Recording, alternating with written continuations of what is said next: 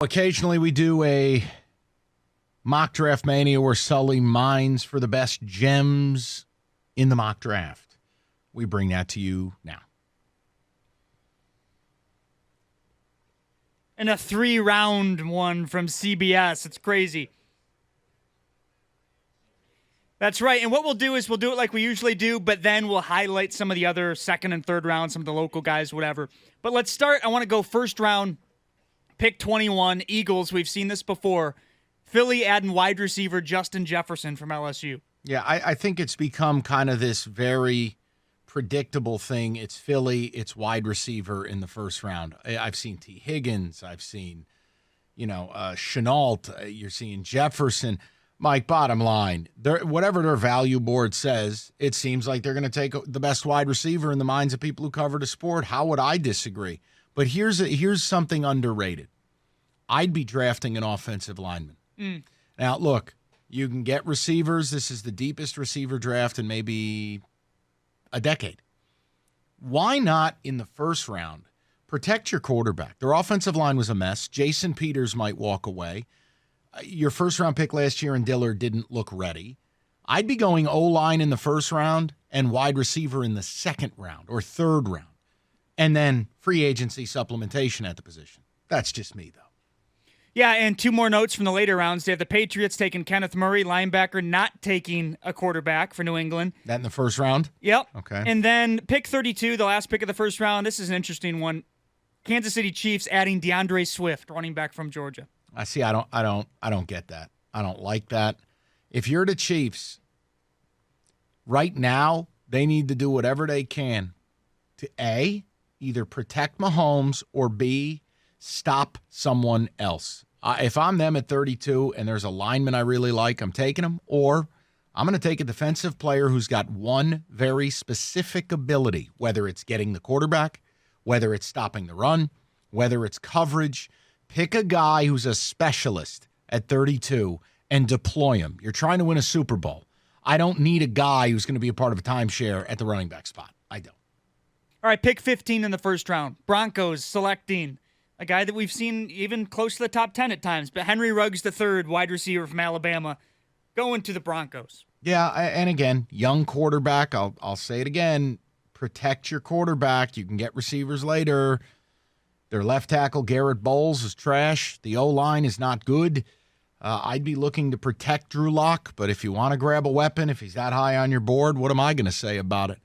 I'd just be very careful when you continue to draft all these perimeter weapons and you don't focus on the big boys. CBS has the Colts taking a quarterback at 13 overall. That quarterback would be Jordan Love from Utah State. How popular a pick has that become? Doesn't everybody and their mother have the Colts penciled to take Love? Which means there's absolutely no way it'll happen. Yeah, right. This is silly season. It always happens like this. Always. But look, Yeah. People are starting to talk about him like he's the new Mahomes. Be very careful. But look, Love is an intriguing prospect. Prototypical size, got great speed, huge arm, played for a lousy team. It's all Mahomesian. The difference is you don't have Andy Reid calling the plays here. And I hate putting that projection on a kid. I do. A couple more wide receivers going at 12 and then 11. You have Jerry Jeudy at 12 to the Raiders. You have CeeDee Lamb at 11 to the New York Jets. You know what I think about CeeDee Lamb. I think CeeDee should go in the top 10. If I'm the Jets, there's no way I'm taking a receiver there. They have the worst offensive line in football. They're going to get Sam Darnold killed. There's 4 or 5 tackles that are going to go in the top 15. Find the one you like and take him, please. Yeah, so top 10 now. We have Jedrick Wills Jr., offensive lineman. He goes 8th to the Cardinals. And then Derek Brown from Auburn with pick 7 to the Panthers. I mean, I just have a hard time believing the Panthers don't go quarterback until or unless I see them acquire one. Cam Newton's not going to play there. That new regime wants nothing to do with him. I mean, don't you believe they're going to sign a free agent and or if they don't, they would take a QB in the draft? I can't pencil a D lineman there. I can't do it. 2 quarterbacks back-to-back at 6. The Chargers take Justin Herbert from Oregon. And then at number 5, no trades or anything, Tua falls to 5, and the Dolphins just scoop him up. I still think that's the most likely scenario until we get more of Tua's medicals.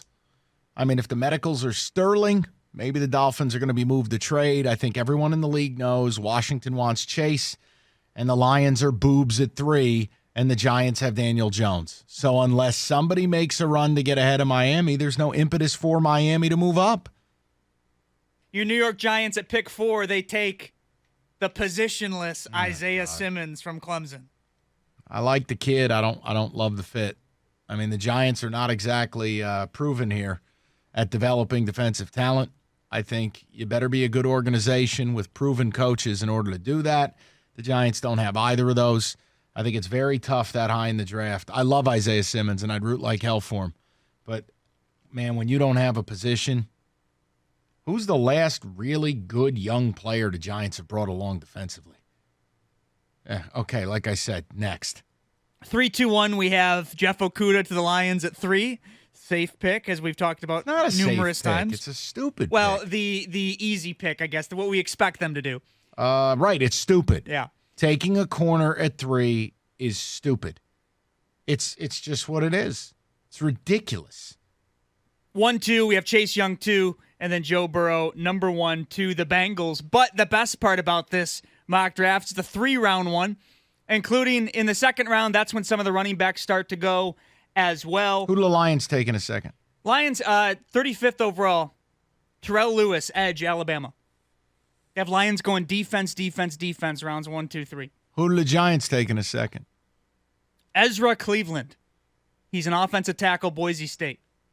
Jesus, Mary and Joseph. That's the most Giants thing ever. All right. Who do the Cardinals take in a second? Cardinals, Cesar Ruiz, offensive lineman from Michigan. Going to highlight him. Back-to-back O-lineman. Go left tackle in the first, go center in the second. And you know what's nice about Ruiz?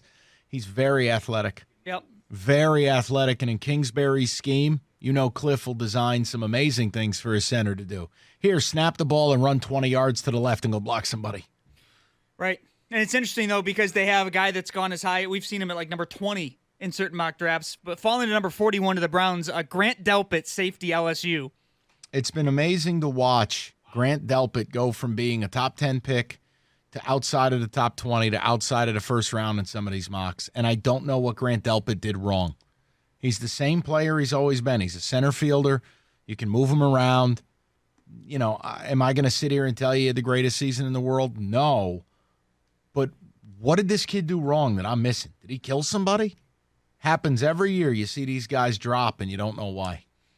Steelers, Jonathan Taylor, running back, Wisconsin. That's with pick 49. That's David's dream right there. Jonathan Taylor and James Conner, backfield. Jalen Samuel is the third down back to catch passes. You're in hog heaven right there. J.K. Dobbins, by the way, fallen to 55, going to the Atlanta Falcons. J.K. Dobbins, obviously running back for Ohio State. But then an interesting one for you.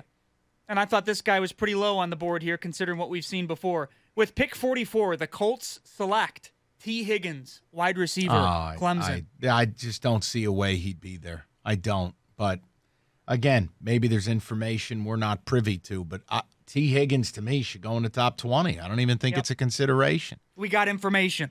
All right, round 3, just a couple of them for you. Not going to go crazy. Lions, Ashton Davis, safety from Cal. No idea. Next. And then the Panthers taking with pick 69, Jacob Eason, quarterback from Washington. We've seen him higher, obviously, as well. Again, I don't think there's any way Eason falls that far, but so be it. Giants.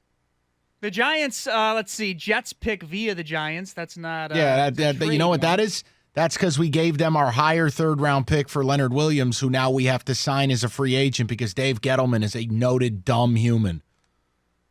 Yeah, we're in the lower third round, aren't we?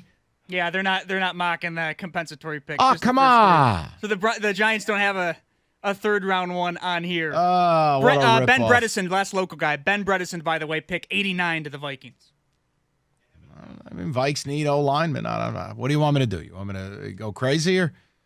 You got any other interesting ones, or is that it? No, besides KJ Hamler and Van Jefferson picking around the 88th range, that was a little low for them, too. Nah, Hamler to me, one-trick pony, and he's 5'8". But a ton of wide receivers, as you said, a ton. If I'm a team in this draft, unless I've got a guy rated that super high, I'm going to sit and wait a little bit. Like, I think if you're Arizona and you don't love the tackles, CeeDee Lamb, your scheme, sure. But outside of that, no, I'm waiting on guys. Yep.